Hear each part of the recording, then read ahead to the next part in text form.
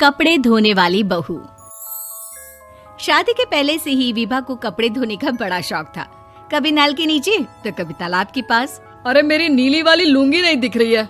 विभा की अम्मा, कहाँ रखी है लुंगी? अरे वो तो विभा ने परसों ही धोकर रखी थी आपकी अलमारी में, देखो वहीं होगी।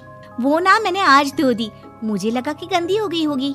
अरे कैसे गंदी हो गई थी? उसे तो मैंने पहना भी नहीं। हे भगवान, इस लड़की के कपड़े धोने की आदत से परेशान हो गया हूँ मैं। जितना तो घर में राशन नहीं आता, उससे कहीं ज्यादा डिटर्जेंट पाउडर का खर्चा है। इसकी शादी करवा दो, शादी जाए अपने घर में ही करे काम, फिर चाहे घर के कपड़े धोने हो या पूरे गांव के। हाँ ठीक बोल रही हो, देखता हूँ मैं कोई लड़का। वो दिन भी आ जाता है जब विभा को देखने लड़के वाले आ जाते हैं। लड़की मुझे अच्छी लगी।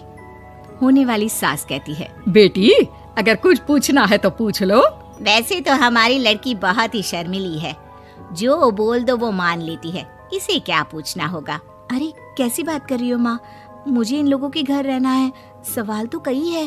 हाँ हाँ बेटा, पूछ लो ना, क्या पूछना है। आप लोगों के घर कपड़े कौन धोता है? सास का मुंह बन जाता है। देखो, अगर तुम ये कहना चाहती हो कि तुम्हें कपड़े धोने नहीं आते तो सुन लो, कपड़े मैं ही धोती हूँ, लेकिन तुम्हारे आ जाने के बाद मैं रुमाल तक नहीं धोऊंगी। अरे चुप रहना भाग्यवान, बहू बेचारी घर आई नहीं, उसे डराना शुरू कर दिया। वो क्या है ना बिटिया, अभी तक तो ये कल्लू की माँ ही धोती थी, लेकिन अब तुम्हारे पापा तो दहेज में वॉशिंग मशीन देंगे ही। तभी विभा की माँ बोल पड़ती है, सवाल भी पूछा तो क्या। वैसे भाई साहब, मशीन की तो फिर भी कपड़े धोने की कैपेसिटी होती है। मतलब जो बिटिया दे रहे हैं ना विभा, इसे कपड़े धोने का बहुत शौक है। ये आप लोगों के क्या, आस पड़ोस गांव मोहल्ले सबके कपड़े धो दे और उफ तक ना करे। बाहर देखा नहीं आपने कितने कपड़े सूख रहे हैं? सब हमारी बिटिया ने ही तो धोए हैं। बस भी करो ना माँ, शर्म आ रही इतनी तारीफ सुनकर। और तो और एक दाग निकाल कर दिखाओ तो मान जाऊं। हाँ अच्छा, माफ करना बेटा, मैंने गलत समझा। हमें तो रिश्ता बहुत पसंद है। और ऐसे जुड़ जाता है रिश्ता कपड़े धोने का शौक रखने वाली विभा का। उसकी शादी हो जाती है कोयला फैक्ट्री में काम करने वाले कल्लू के साथ। शादी के बाद अचानक विभा चिल्लाती हुई सास के पास आती है। सासू माँ, अरे सासू माँ कहाँ है आप? ये तो धोखा है, धोखा दिया आप लोगों ने मुझे। इसे ससुर के चक्कर के बारे में पता चल गया। अरे तो उसमें तुझे क्यों धोखा मिला है? अरे नल में पानी नहीं आता, कपड़े कैसे कब धुलेंगे? अच्छा, तू पानी नहीं आ रहा उसकी बात कर रही है। तो आपने क्या सोचा? कुछ नहीं। अच्छा, तेरी माँ ने कहा था कि कपड़े धोने का शौक है तुझे, याद आया मुझे। शौक बोलकर कपड़े धोने वाले मेरे जुनून को कम ना आके सासू माँ, कपड़ा धोना मेरा गुरूर है। तभी पति भी वहाँ आ जाता है। अभी मैंने इसे सनी देओल की फिल्म दिखाई है, उसी के डायलॉग मार रही है माँ। अच्छा सुन, साफ साफ बता रही हूँ, पानी सुबह 4 से 6 और शाम को 10 से 12 आता है, समझी? विभा टाइमिंग सुनकर हैरान हो जाती है। ये क्या भूतों का मोहल्ला है? सुबह 4 बजे उठकर कौन कपड़े धोता है? 4 बजे टंकी में पानी जाता है, फिर सारा दिन धोना ना, किसने मना किया?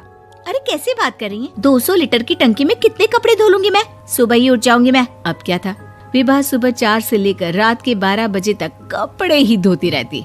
एक रोज सास पड़ोस से निकलकर कहीं जा रही होती है कि साथ वाली कहती है, हाँ कल्लू की माँ, जरा ये बताओ कि 2 साड़ी है, 2 ब्लाउज और एक पेटीकोट और एक नाड़े वाला लंबा कच्छा। हाँ तो? अरे तो क्या, कितना लोगी धुलाई ये बताओ। धोबन दिख रहे हैं हम क्या? हमारे पति सरकारी नौकरी से अभी रिटायर हुए हैं और बेटा सुपरवाइजर है कोयला फैक्ट्री में। धोबन समझ रखा है हमें? हाय रे कल्लू की अम्मा, माफ कर दो, वो तो मोहल्ले में यही सब बता रहे थे कि तुमने बहू को कपड़ा धुलवाने के काम में लगा दिया है। सास को पड़ोसन की बात सुनकर गुस्सा आ जाता है। वो घर पहुंचती है जहां घर के बाहर ही इतने सारे कपड़े सूख रहे होते हैं जितने कि किसी धोबन के घर पर। अरे ओ कल्लू की दुल्हन, बाहर निकल। माँ जी यहीं आ जाओ, बाथरूम में चादर धो रहे हैं हम।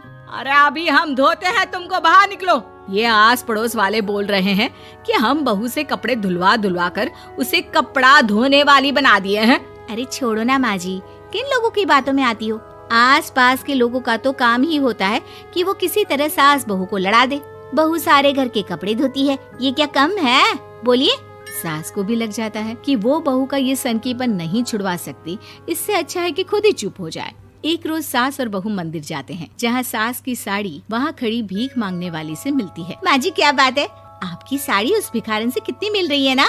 हाँ हाँ देखो तो, दोनों की साड़ी मिल रही है। क्या बात है कल्लू की अम्मा, तुम खुद को तो अफसर की बीवी बताती हो और ऐसी सिंपल सी प्लेन साड़ी पहनकर घूमती हो।